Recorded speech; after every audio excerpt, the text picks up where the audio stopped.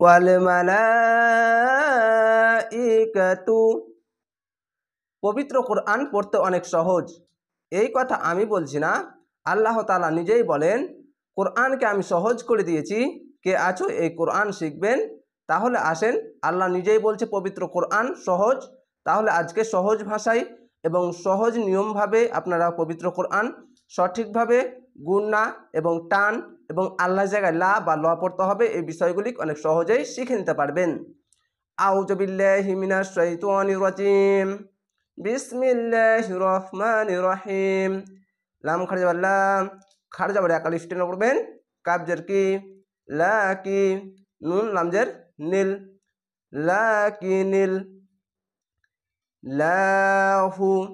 লাম খাড়া যাবার লাম, খাড়া যাবার এক আলিফ টেনে পড়বেন, হা পেশ হু, লাহু।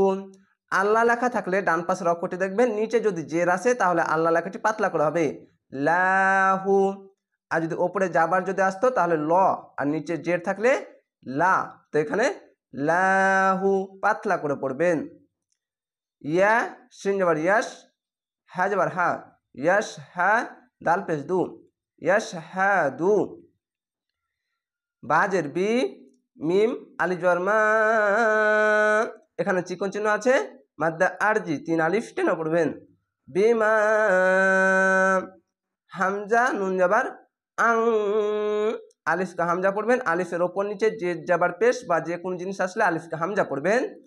আর এখানে ইকফা গুন্না নুন সাকিনের পাশে যা, এখানে ইকফা গুন্না 15টি হরফ, নুন সাকিন দু যাবা দুই যে দুই পেশের পাশে আসবে, যেরকম নুন সাকিনের পাশে এই যে দেখেন যা, এখানে দেখেন নুন সাকিনের পাশে যা, তার জন্য এখানে ইকফা গুন্না বাংলা অনেস করার মতন।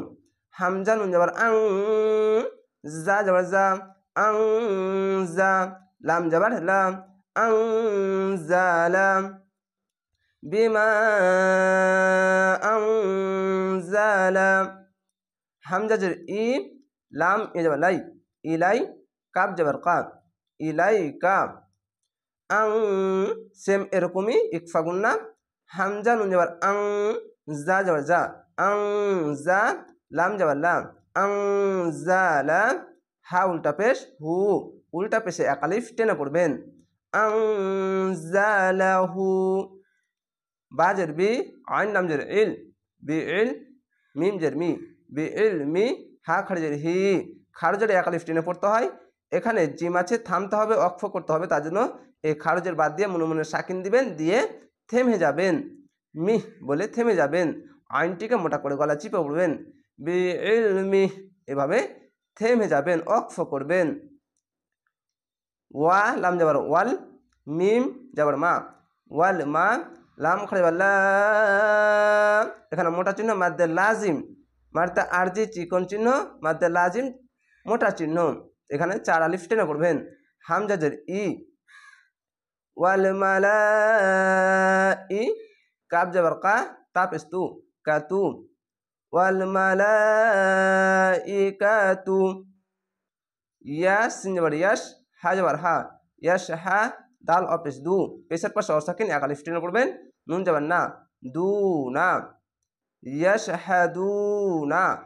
তো এখানে তো আছে, থামতে হবে, অক্ফ করতে হবে, থামতে হবে, তার জন্য শেষ অক্ষরে সাকিন দিবেন, দিয়ে তিন আলিফ টেনে পড়বেন। কেন? পেশের পাশে অসাকিন লিনের হরফ বলতে এক আলিফ টেনে পড়তে হয়, আর শেষ অক্ষর সাকিন দিলে এক দুই তিন, তিনটি অক্ষর তিন আলিফ টেনে পড়বেন, মাদ্দা আরজি হবে। তো কিভাবে টেনে পড়বেন? ইয়াসহাদুন, এভাবে টেনে পড়বেন তিন আলিফ।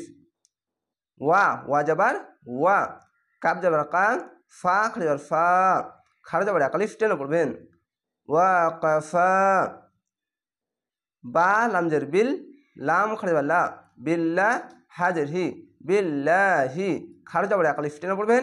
আল্লাহ লেখা থাকলে ডান পাশের অক্ষরটি দেখবেন নিচে যদি জের আসে তাহলে পাতলা করা হবে, লাহি।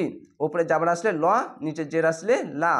ওপরে যাবার পেশ দুটি আসলে ওপরে তাহলে ল হবে, আর যদি নিচে জের শুধু আসে তাহলে পাতলা করে হবে, এটি খেয়াল রাখবেন। যেরকম আল্লাহু আকবার, আল্লাহু আকবার, এখানে হামজার ওপরে আলিফ আছে, তার জন্য ল পড়তে হচ্ছে।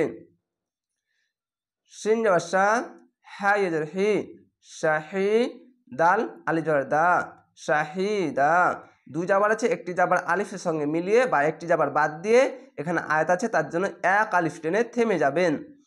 জেরের পাশে ইয়া সাকিন এক আলিফ টেনে পড়বেন শাহিদা। আশা করি আপনারা এইভাবেই ভিডিওগুলো দেখবেন, সহজেই এই গুন্না, টান এবং কোথায় থামতে হবে বা কয় আলিফ টেনে পড়তে হবে এই বিষয়গুলি অনেক সহজেই শিখে নিতে পারবেন। তো অবশ্যই চ্যানেলটিকে সাবস্ক্রাইব করে রাখবেন। ভালো থাকেন, সুস্থ থাকেন। আসসালামু আলাইকুম।